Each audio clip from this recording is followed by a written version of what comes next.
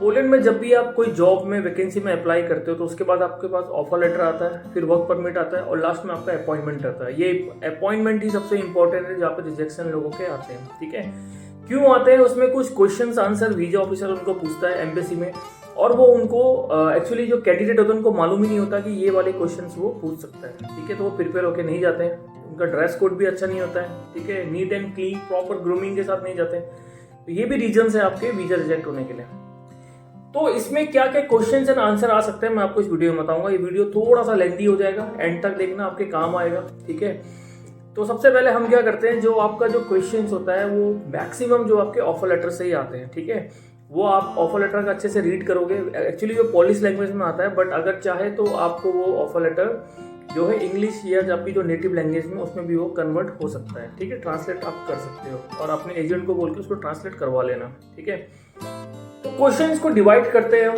ठीक है, let's say example वो क्या पूछ सकता है मैं आपको बताता हूँ। स्टार्ट करते हैं। ठीक है, सबसे पहली चीज वो आपको एजुकेशन के बारे में पूछ सकता है कि आपकी एजुकेशन क्या है। ठीक है, तो आपको एजुकेशन से रिलेटेड सब कुछ बताना है A to Z कि भाई मैं जो हूँ, मैंने 10th किया है, 12th किया है, ग्रेजुएशन है, मास्टर है, M.Tech B.Tech जो भी आपने किया है आपको वो बताना है। ठीक है, मैं होटल मैनेजमेंट, मेरे 3 साल का ड्यूरेशन भी बताना है, उसको ड्यूरेशन भी कितना होगा। ठीक है, ये आपको जस्टिफाई करना है और सारी चीज पॉजिटिव चीजों के साथ आप उनको बताना है। ठीक है, उसके बाद अगर वो एक्सपीरियंस पूछता है तो आपको एक्सपीरियंस में, सपोज अगर आप जर्नल वर्कर्स में जा रहे हो, चलो स्किल्ड में तो आपका काम रिलेटेड है। ठीक है, आपको वीजा ग्रांट हो भी जाएगा। ठीक है, लेकिन आप जर्नल में आप जा रहे हो, वहां पे आप क्या पूछ सकते हो। सपोज लेट्स से एग्जांपल आप वेयर हाउस में जा रहे हो और आप काम होटल में कर रहे हो, तो आपको अपना कुछ आंसर ऐसे देना है कि जो होटल में जो काम है, जो वेयर हाउस में काम है, उनसे रिलेटेड कुछ काम में आप वहां पे जा रहे हो। ठीक है, तो उसको इस तरीके से आपको एक्सप्लेन करना है अपने एक्सपीरियंस में। ठीक है, एजुकेशन पूछ सकता है, एक्सपीरियंस पूछ सकता है। उसके बाद वो आपको अपनी पर्सनल इन्फॉर्मेशन पूछ सकता है। पर्सनल इन्फॉर्मेशन में आपको क्या बोलना है, आप मैरिड हो, सिंगल हो, ठीक है, चिल्ड्रन है या नहीं है, आपकी एज कितनी है, पेरेंट्स के बारे में पूछ सकता है। ठीक है, आपका नाम पूछ सकता है। ठीक है, ये चीजें आपको वो पर्सनल इन्फॉर्मेशन में पूछ सकते हैं। तो एजुकेशन, एक्सपीरियंस, पर्सनल इन्फॉर्मेशन, 3 चीज हो गई।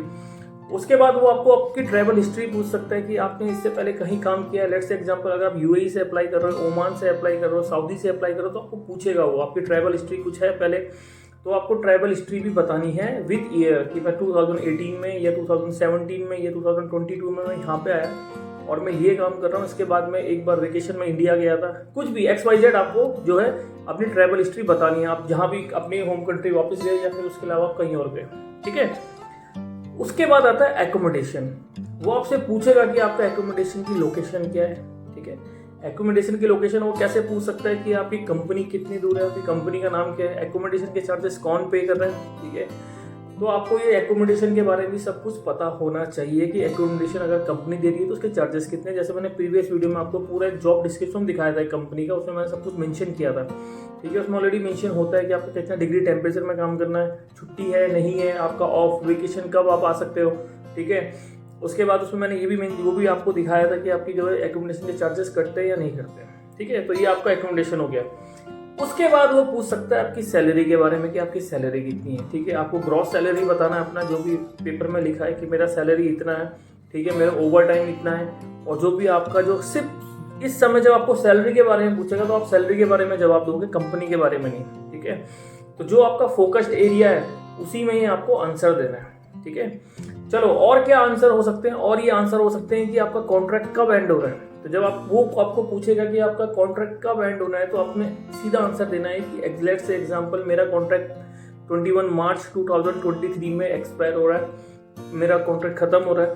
ठीक है, उसके बाद मेरी फ्लाइट है, ये वर्ड मेरे याद रखना। ठीक है, मेरा कॉन्ट्रैक्ट खत्म हो रहा है 21 मार्च 2023, उसके बाद मेरी फ्लाइट है वर्सा से, जो भी आपकी जहाँ भी पोलैंड में जो भी आपकी सिटी है, वहाँ से न्यू दिल्ली, कोलकाता या जहाँ भी आप वापस जाओगे इंडिया में। ठीक है, आपको ये उसको जस्टिफाई करना है। यही मैं जस्टिफाई जो मेरा वर्ड है उसका आंसर यही है।